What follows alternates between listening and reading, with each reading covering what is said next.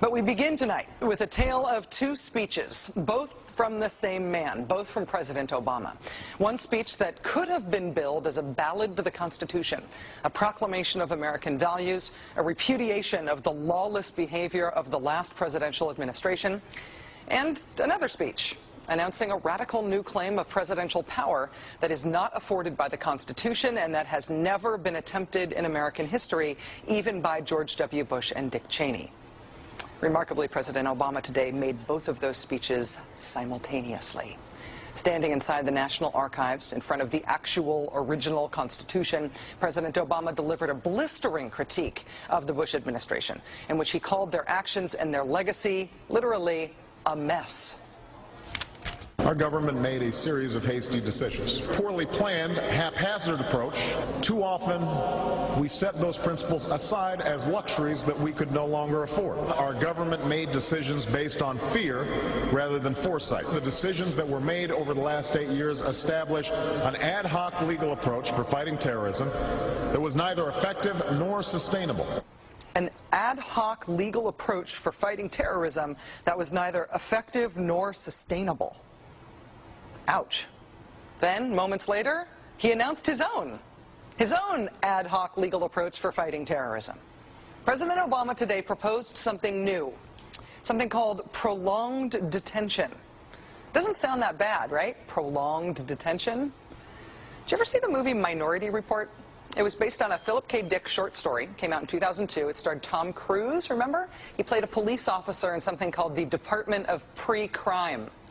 Pre-crime is where people are arrested and incarcerated to prevent crimes that they have not yet committed. Mr. Marks.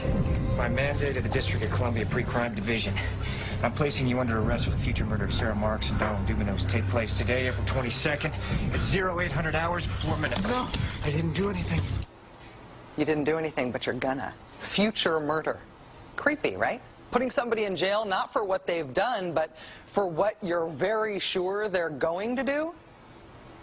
There may be a number of people who cannot be prosecuted for past crimes. In some cases because evidence may be tainted, but who nonetheless pose a threat to the security of the United States.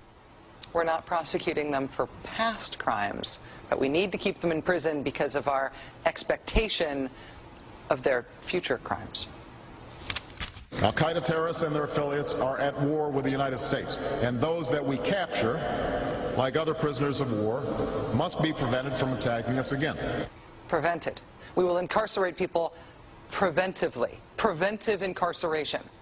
Indefinite detention without trial. That's what this is. That's what President Obama proposed today, if you strip away the euphemisms. One civil liberties advocate told the New York Times today, quote, "We've known this was on the horizon for many years, but we were able to hold it off with George Bush. The idea that we might find ourselves fighting with the Obama administration over these powers is really stunning." And it is stunning, particularly to hear President Obama claim the power to keep people in prison indefinitely with no charges against them, no conviction, no sentence, just imprisonment. It's particularly stunning to hear him make that claim in the middle of a speech that was all about the rule of law. But we must do so with an abiding confidence in the rule of law. Our government was defending positions that undermine the rule of law to ensure that they are in line with the rule of law. How can a president speak the kind of poetry that President Obama does about the rule of law and call for the power to indefinitely, preventively imprison people because they might commit crimes in the future? How can those two things coexist in the same man, even in the same speech? Well, that brings us to the self-consciously awkward, embarrassing part of this speech today. After condemning the Bush administration for what he called their ad hoc legal strategy, for trying to make things seem legal that patently weren't, this is what President Obama proposed. My administration has begun to reshape the standards that apply to ensure that they are in line with the rule of law. We must have clear, defensible, and lawful standards for those who fall into this category. We must have a thorough process of periodic review so that any prolonged detention is carefully evaluated and justified. Our goal is to construct a legitimate legal framework for the remaining Guantanamo detainees that cannot be transferred. Our goal is not to avoid a legitimate legal framework.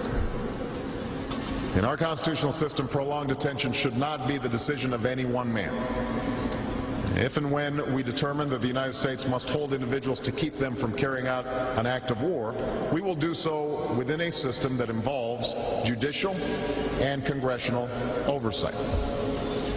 And so going forward, my administration will work with Congress to develop an appropriate legal regime so that our efforts are consistent with our values and our Constitution. You'll construct a legal regime to make indefinite detention legal. You will, what does he say? Develop an appropriate legal regime.